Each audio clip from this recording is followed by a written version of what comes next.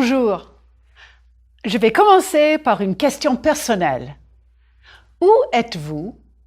Chez vous? Chez des amis? Maybe you answered, je suis chez moi. Moi, je ne suis pas chez moi, je suis dans le studio. Donc, je porte des vêtements professionnels. Des vêtements confortables, mais professionnels. Qu'est-ce que vous portez aujourd'hui, en ce moment? Portez-vous un smoking? Êtes-vous en pyjama? En jean? Portez-vous une robe élégante? Une robe de chambre? Quand on est chez soi, tout est possible. Est-ce que vous êtes chez vous? Here's a little cross-cultural scenario. Imaginez, un Français va chez sa sœur. Elle dit à son frère, « Fais comme chez toi ». Fais comme chez toi. Une belle expression en anglais et en français. Il peut chercher une bière dans le frigo. Il peut faire un sandwich, n'est-ce pas? I know instinctively in my own culture the limits of making myself at home. And so does the French guy visiting his sisters. Maintenant, imaginez que vous êtes chez des Français. Vous. Ils disent « Faites comme chez vous ». Il ne faut pas que vous cherchiez une bière dans le frigo. Il ne faut pas que vous fassiez un sandwich. Fais comme chez toi et faites comme chez vous. If you translate these, they're the same, right? But they're not. Tu and vous, and the privacy of the home and cultural codes. Yikes, am I scaring you? Don't be afraid. N'ayez pas peur. Let me ease your mind. Remember in Lecture 8 where I asked you to imagine that a French family has invited you over for lunch? I even gave you suggestions about when to arrive, a bit late, and what to bring, flowers, and I told you a little bit about the French home. N'imaginez pas une visite de la maison. La maison est privée. Mais vous pouvez bien sûr demander les toilettes, les WC si nécessaire. And here's the most important advice I gave. You don't have to get everything right in a cross-cultural situation. What I said back in Lecture 8 still holds true. Be yourself. Vous n'êtes pas français et ils comprennent. In the last two lectures, we looked at things tourists can see when visiting a country, like souvenirs and clothing, like public spaces, like the Mosquée à 102, or Vaux-le-Vicomte outside Paris, or le Château de Frontenac in Quebec. Now, we'll enter a more intimate space. La maison.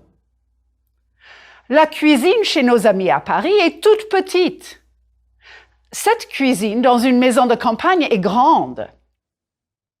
Voici un salon marocain avec 3 grandes pièces. On parle avec des amis et on prend le thé. And as I'm sure you know, the home is not considered in the same way from one culture to another. Rooms may have different functions. A quick example. I'm at home in the US. I'm having a party and I've designated the master bedroom as where the coats go. People will be wandering in and out of a private space, which, for the evening, is now public space. I have never been to a social function in a French home where I enter a bedroom. It's private.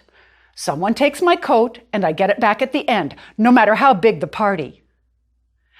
Another cultural difference? In France, even the architecture of a recently built home can reflect regional culture. One often sees building materials, colors, and design that correspond to tradition. And traditions often exist for practical reasons. A flat roof in the Alps? Not a good idea with all the snow. Regardez ces maisons. Dans le vieux village basque d'Espelette. Un lotissement récent dans le Pays basque. Voici une maison provençale traditionnelle vers 1560. Voici un lotissement récent en Provence vers 2005. Nous parlons aujourd'hui de la maison. Nous allons parler aussi des invitations, des visites et de l'hospitalité. Ce sont des questions culturelles importantes. But before that, I want to congratulate you on how much French you can understand.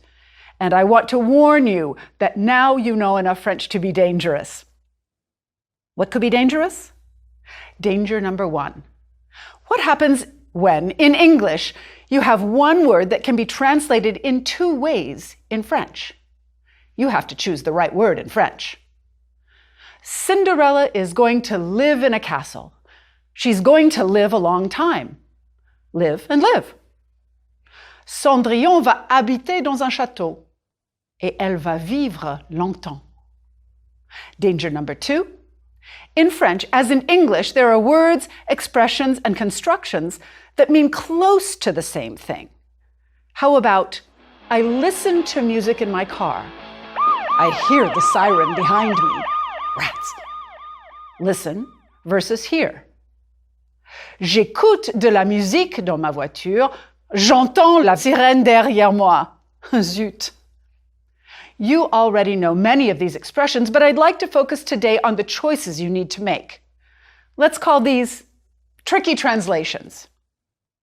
This is the first tricky translation for today. Voilà. Commençons. Vivre versus habiter. Vivre versus habiter. Think of habiter as to reside, to dwell. Limit it to that. J'habite à Denver. J'habite dans une maison. Vivre has a wider range of meaning. It can mean to reside, but you really need it to talk about how you live. Do you live well? Est-ce que vous vivez bien? Vivre also expresses being alive. Is that movie star still alive? Est-ce que cette vedette de cinéma vit toujours? Prononcez, s'il vous plaît. Vivre. Je vis. Tu vis, il vit, nous vivons, vous vivez, ils vivent. Another verb that is conjugated like vivre is suivre, to follow. Let's look at a few examples and decide vivre or habiter. Certains parents vivent pour leurs enfants. Here you don't have a choice. Reside wouldn't make much sense. Les enfants habitent avec leurs parents pendant longtemps. I prefer habiter, but vivre would make sense here. Ils habitent dans leur chambre d'enfance? Oui. If you say ils vivent dans leur chambre, I get the impression that they never leave their room.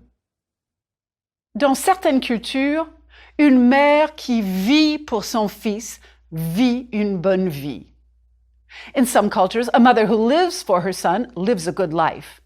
It does have to be vivre. Les Français qui vivent dans les villes habitent souvent dans un appartement. Ils achètent un appartement ou ils louent un appartement. La famille Dubois, Sabine, Marc et les enfants habitent dans un appartement à Paris. In the last sentence, the verbs are interchangeable. And they're interchangeable here, too. Dans les villages, à la campagne, et dans certaines banlieues, on préfère vivre dans une maison. I just used the word, une banlieue. I translated it as a suburb. La banlieue is often translated as the suburbs. I'd like you to close your eyes for a second. Imagine a suburb. What images come to mind? For many of my students, the word evokes a neighborhood where houses look alike, where there are big lawns and driveways. In France, la banlieue can evoke something completely different. When one hears about poverty and violence in French cities, the news reports are often associated with la banlieue parisienne or la banlieue lyonnaise. Voici une banlieue au nord de Paris. Vous voyez la Tour Eiffel au loin. Les habitants de ces banlieues visitent rarement Paris. When I want to tell French people that I live in a suburb of Denver, I'm cautious to say une jolie banlieue, or something like that. That might evoke something like this home north of Paris. I just have to make sure I'm saying what I want to say. Une banlieue. The family of a French student I once knew, a French exchange student coming to the United States, was concerned when they heard their daughter would be in the suburbs, which they translated as la banlieue. The image that came to mind was far from the picket fence reality of their daughter's American host family. Voilà le plan d'une maison française. C'est une maison dans une banlieue relativement aisée. Prononcez. Une pièce. Une pièce is a room in a house. Une chambre is only a bedroom. Prononcez. Les pièces de la maison. D'abord, il y a, prononcez s'il vous plaît, un dressing, une salle d'eau, une chambre, la suite parentale. Ensuite, il y a 2 chambres, une salle de bain, les WC, prononcez les WC.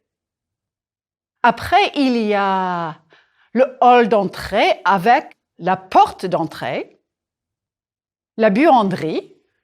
Qu'est-ce que c'est? C'est la pièce où on lave les vêtements. Il y a le salon avec beaucoup de grandes fenêtres. Et il y a une salle à manger, il y a la cuisine et un cellier. Oh, il y a aussi un garage. Une salle is the general word for a room. Une salle de classe, la salle des fêtes dans un village, une salle de concert, une salle de séjour. Petit test. Nommez la pièce. Où est-ce qu'on dort? Oui, dans la chambre. Numéro 1. Où est-ce qu'on dîne? Dans la salle à manger. Numéro 2. Où est-ce qu'on lit un livre? Dans le salon ou dans la chambre? Oui. Numéro 3. Et où est-ce qu'on fait la vaisselle? Dans la cuisine. Numéro 4. Où est-ce qu'on se lave? Dans la salle d'eau ou la salle de bain? Et où est-ce qu'on va pour faire pipi? Oui, on va dans le WC. I wouldn't use that expression, faire pipi, if I were you. Or only with a small child, but you got my meaning. Dans cette maison, il n'y a pas de couloir parce que la maison est très ouverte. Nous sommes invités ce soir. Nous rendons visite à nos amis.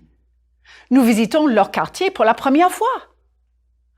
Rendre visite à quelqu'un is used to talk about visiting people. Nous rendons visite aux amis. Rendre is the verb here. It's a regular RE verb conjugated like attendre. Je rends visite à mes amis. Visiter is used for places, as you've already seen time and time again. Visiter et rendre visite à. This is another of those tricky translations I said you'd be seeing today. Voilà. Alors, nous rendons visite à nos amis. Nous sonnons à la porte. La maîtresse de maison ouvre la porte. Le hall d'entrée s'ouvre sur le salon, salle à manger. La maison est très ouverte. The hostess opens the door. The foyer opens onto the living dining room. The house is quite open. You just saw, la maison est très ouverte, and I bet you understood that it's the floor plan that is quite open. You've known for a while, a long time, that ouvert is the opposite of fermé when you're trying to find a place to eat. The verb ouvrir is irregular. Even though it ends in IR, it's conjugated like ER verbs. Prononcez, s'il vous plaît. Ouvrir. J'ouvre, tu ouvres, il ouvre, nous ouvrons, vous ouvrez, ils ouvrent. There are 4 verbs that are conjugated like ouvrir. You've seen se couvrir as the verb to cover for a modest woman who covers herself. Couvrir is to cover. Can you guess what découvrir means? Oui, to discover. And offrir? Yes, to offer, but be careful. Offrir is also a synonym for to give or to pay for. Je vais offrir ce livre à mon ami pour son anniversaire.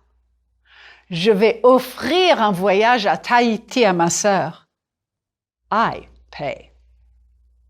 Complétez ce paragraphe avec la forme correcte d'un des 4 verbes. Soyez logique. Nous arrivons à la maison. Nous sonnons à la porte et monsieur et madame ouvrent la porte. Nous entrons. Je découvre la grande salle à manger. Une belle nappe couvre la table. Nous offrons des fleurs à madame et monsieur ouvre une bouteille de champagne. Ah, nous sommes très contents de rendre visite à nos amis, mais nous n'allons pas visiter leur maison. In France, as I said before, la vie privée, privacy, is very important. Remember, I talked about privacy as a cultural value in the lecture on technology. Dans quelle pièce allez-vous quand vous êtes invité chez les gens? Regardez ce plan et dites oui ou non pour chaque pièce qui change de couleur. Allez-vous dans les chambres? Non. Vous n'allez pas dans les chambres, c'est privé. Allez-vous dans la salle de bain? Non. Vous n'allez pas dans la salle de bain. Vous allez au WC et vous vous lavez les mains dans la même petite pièce. Est-ce que vous allez dans la salle à manger et dans le salon? Oui. Vous êtes invité et cet espace est pour vous. Est-ce que vous allez dans la cuisine? Oui? Non? Cela dépend. En général, non. Mais parfois, vous pouvez aider votre hôtesse ou hôte. Voilà. Ce n'est pas très compliqué. C'est simplement différent. Et maintenant, qu'est-ce que vous voyez dans les pièces où vous allez? Dans le salon, il y a un canapé et 2 fauteuils. Prononcez, s'il vous plaît, un fauteuil. Un fauteuil. Il y a des coussins sur le canapé et sur les fauteuils. Il y a aussi une table basse sur un tapis. La télé est en face des fauteuils, entre une étagère avec des livres et une autre avec les DVD, CD et quelques vidéocassettes. Il y a un piano et un tabouret. Les rideaux sont ouverts. Dans la salle à manger, c'est simple. Il y a 8 chaises autour de la table. Qu'est-ce qu'il y a sous la table et les chaises? Oui, un tapis. Dans les WC, il y a une toilette et un lavabo. Oh, by the way, even though it might seem polite to English speakers, asking for la salle de bain will not get you what you want. The phrase « Excusez-moi, les toilettes s'il vous plaît » is all you need. Après le repas, vous aidez votre hôtesse à servir le café. Vous entrez dans la cuisine et qu'est-ce que vous voyez? Dans la cuisine, vous voyez une cuisinière avec un four et un réfrigérateur. Le lave-vaisselle est sous le plan de travail. Il y a un évier. Il n'y a pas de micro-ondes. Et bien sûr, vous n'allez pas regarder dans les placards. This is yet another one of those word pairs. It's not tricky though, because in English, we make the distinction between regarder et voir. To watch or look at and to see. Alors, vous voyez le frigo. Impossible not to see it, right?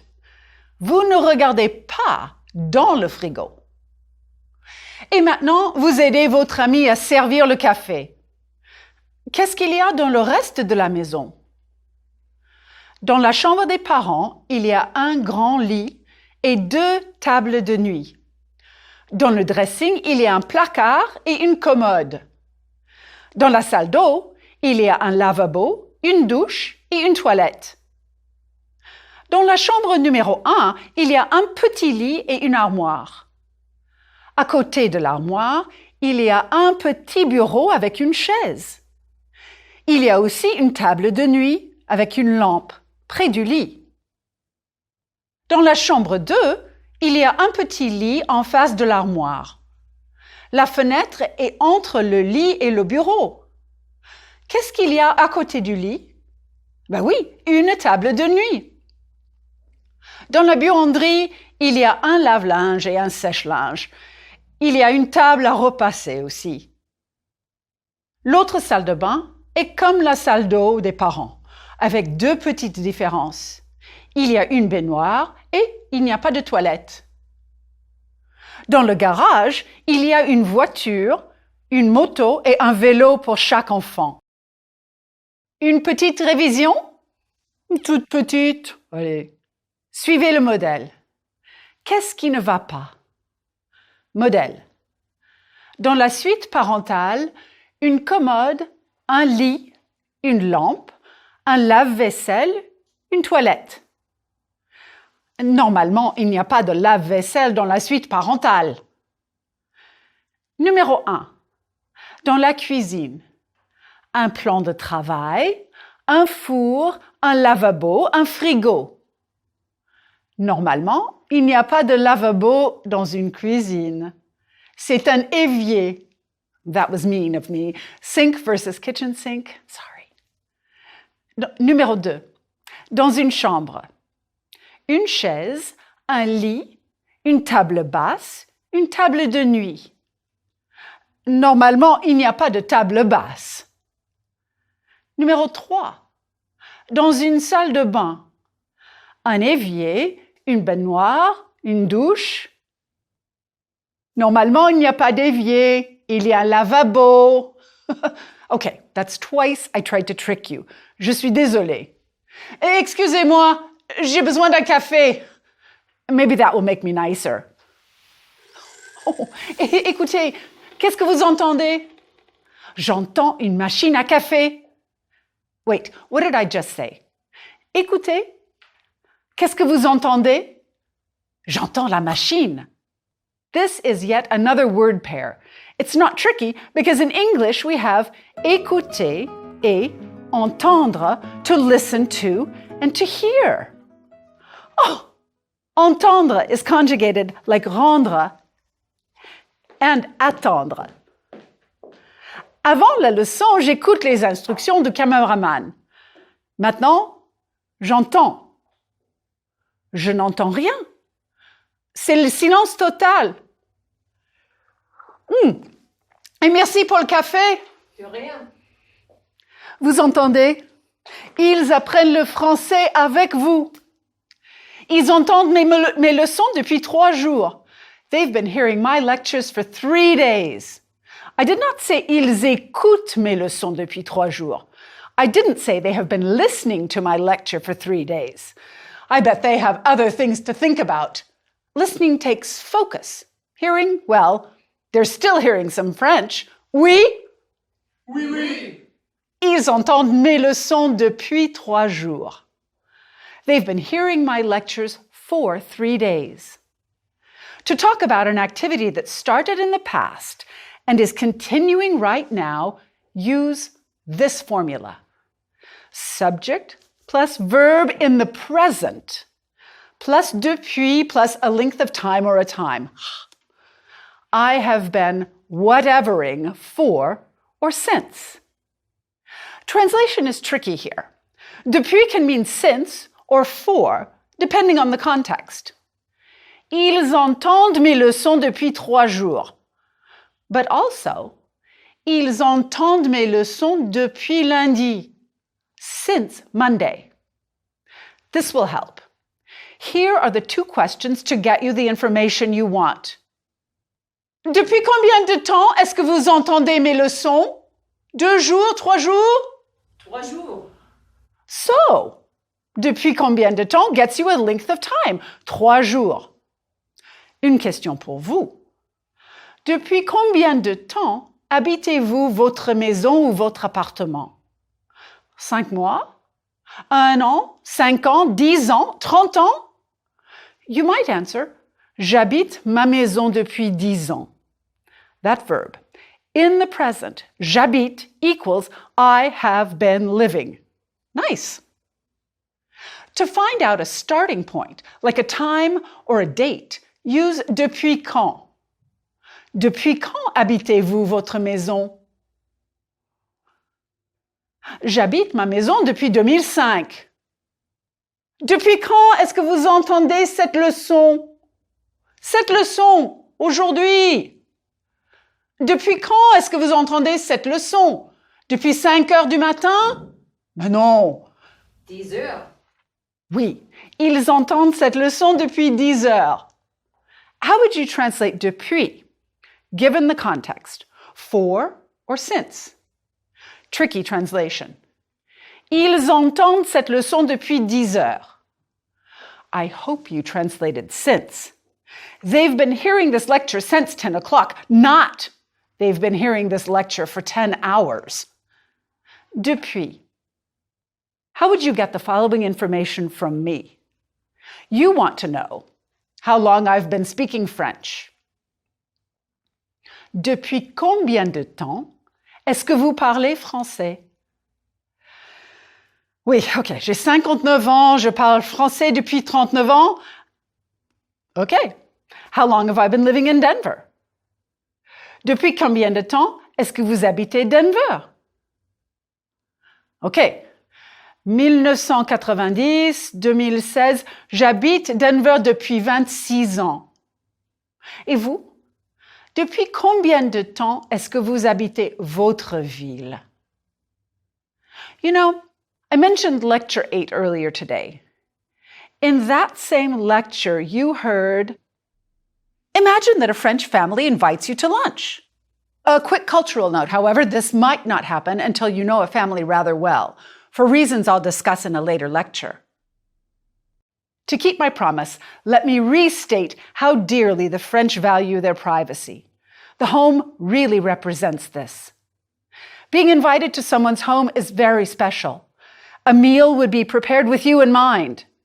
Not being invited often just means that a relationship is not at that stage yet. Of course, it's not just the length of time you know someone, but that's a place to start. What question would you ask to find out how long Sabine has known her boss? Would Marc and Sabine have him over for dinner? Depuis quand ou depuis combien de temps est-ce que Sabine connaît le directeur de son labo? Depuis combien de temps est-ce que Sabine connaît le directeur de son labo? Sabine connaît le directeur de son labo depuis 3 ans. Il est sympa, mais Sabine ne travaille pas souvent directement avec lui. Est-ce qu'elle invite monsieur le directeur à dîner chez eux? Oui? Non? Probablement pas. Ils ont une relation professionnelle. What question would you ask to find out since when Marc has known the principal of his high school? Would they have him over for dinner? Depuis quand? Depuis combien de temps est-ce que Marc connaît Paul, le proviseur de son lycée? Depuis quand est-ce que Marc connaît Paul, le proviseur de son lycée? Marc connaît le proviseur de son lycée depuis 1990. Les parents de Marc connaissent les parents de Paul, le proviseur, depuis 50 ans. Marc et Paul se disent « tu ». Est-ce que Marc invite monsieur le proviseur à dîner chez eux? Oui? Non? Oui, ils ont une relation personnelle. Et vous? Vous et moi? Est-ce que je peux venir dîner chez vous? Non? Ah ben c'est dommage, j'ai faim. Alors, au revoir et à bientôt. Groupe 1. Vocabulaire. Endroit ou habiter. La banlieue. La banlieue chic. Le lotissement. Le bâtiment. Une HLM, une habitation à loyer modéré. La villa. La maison. L'appartement en copropriété. l'appartement en location, le château. Grammaire, révision, pronoms accentués et prépositions. Avec moi, pour toi, après lui, sans elle, après nous, derrière vous, devant eux, à côté d'elle. La préposition chez. Je suis chez moi. Tu es chez toi. Il est chez lui. Nous sommes chez nous. Vous êtes chez vous. Ils sont chez eux. Elles sont chez elles. Je suis chez eux. Il est chez le dentiste. Vous êtes chez le coiffeur. Elle est chez lui. Le verbe vivre au présent de l'indicatif.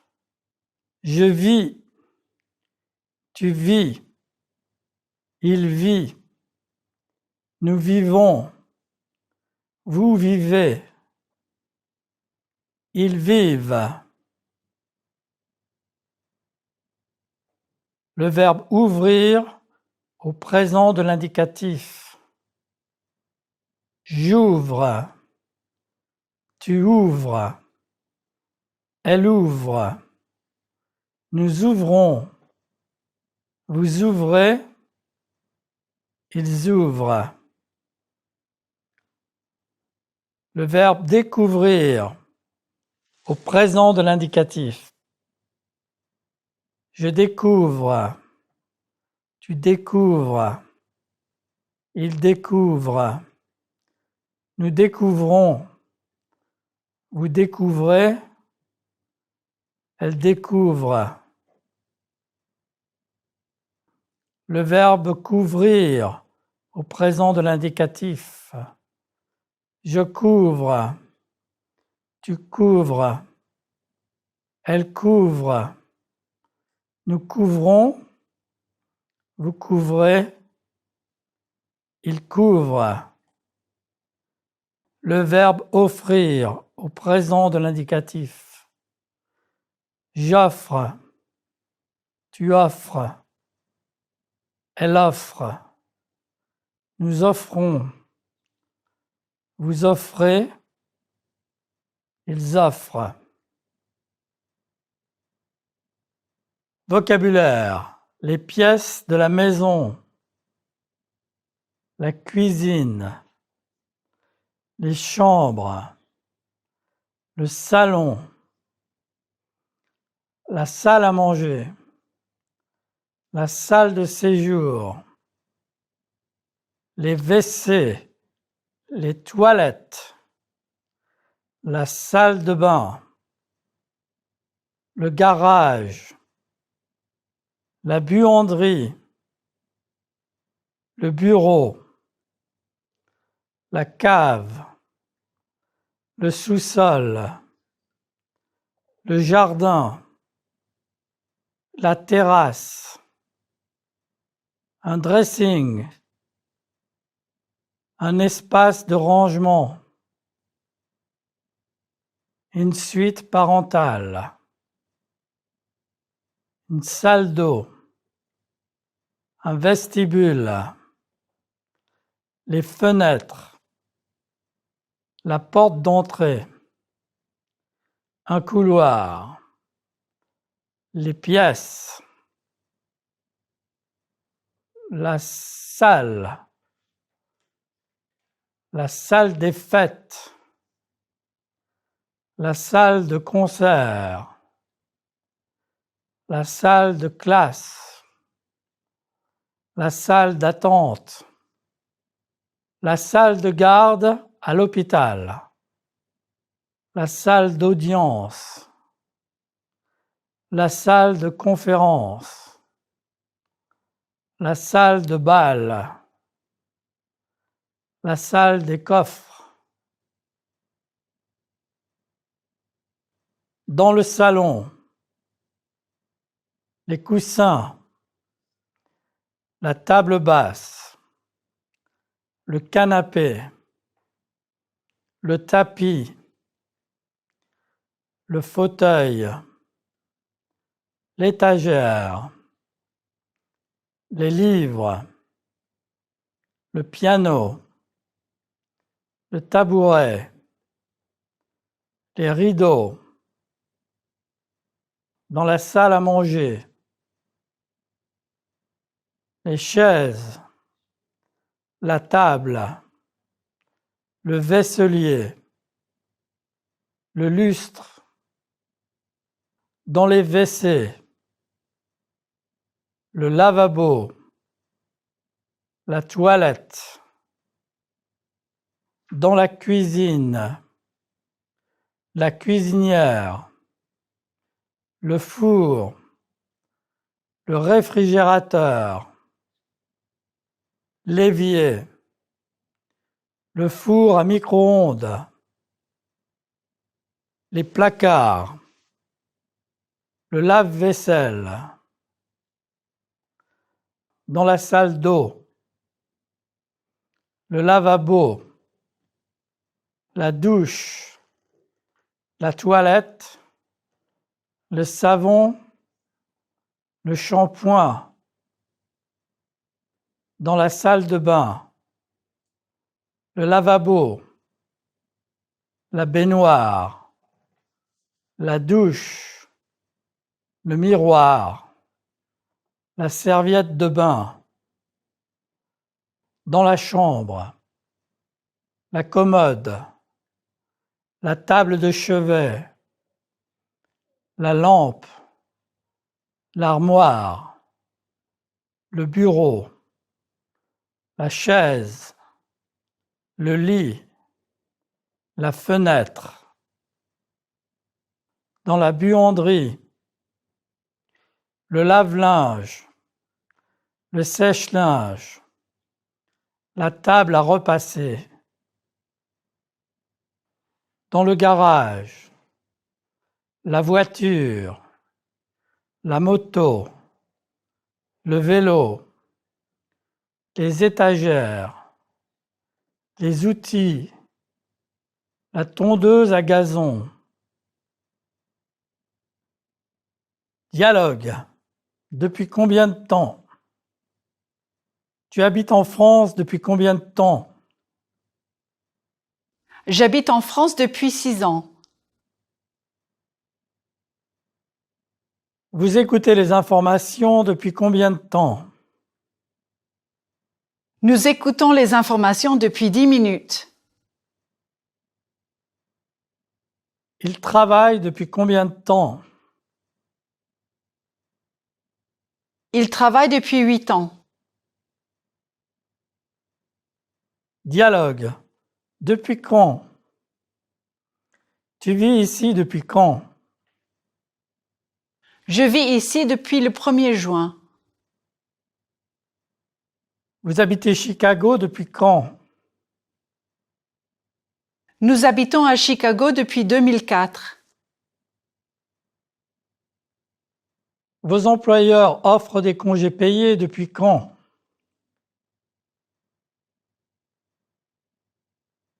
Ils offrent des congés payés depuis 1982.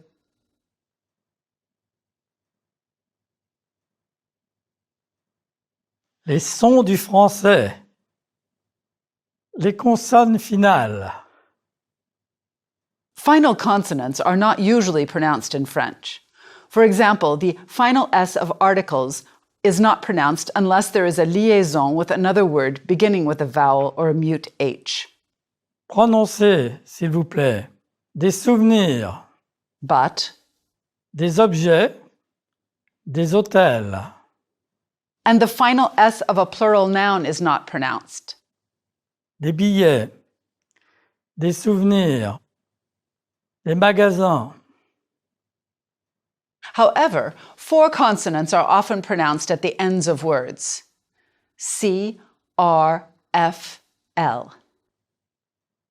Prononcez, s'il vous plaît. Parc. Bonjour. Neuf. Mal. You can use the mnemonic device careful. Prononcez les exemples avec la lettre C. Avec.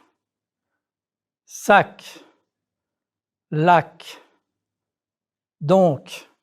C is not pronounced in the color blanc.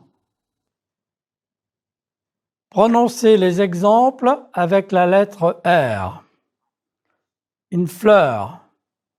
Un souvenir. Un miroir. Sortir. Choisir. R is not pronounced in the infinitive of ER verbs. Regardez. Acheter. Visiter. R is not pronounced in words ending in IER, like Cahier. Prononcez les exemples avec la lettre F. Soif. œuf. Neuf. Prononcez les exemples avec la lettre L. Avril. Festival. Journal. Seul. Répétez, s'il vous plaît. J'ai un seul souvenir du festival.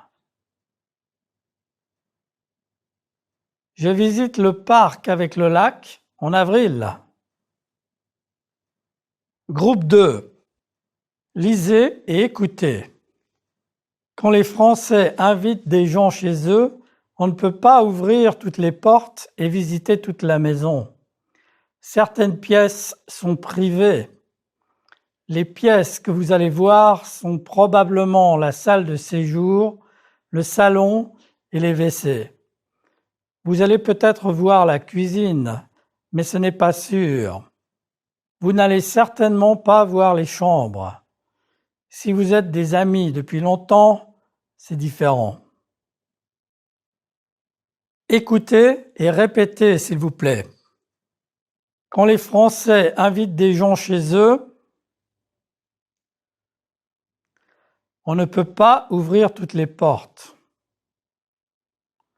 et visiter toute la maison. Certaines pièces sont privées. Les pièces que vous allez voir sont probablement la salle de séjour, le salon et les WC.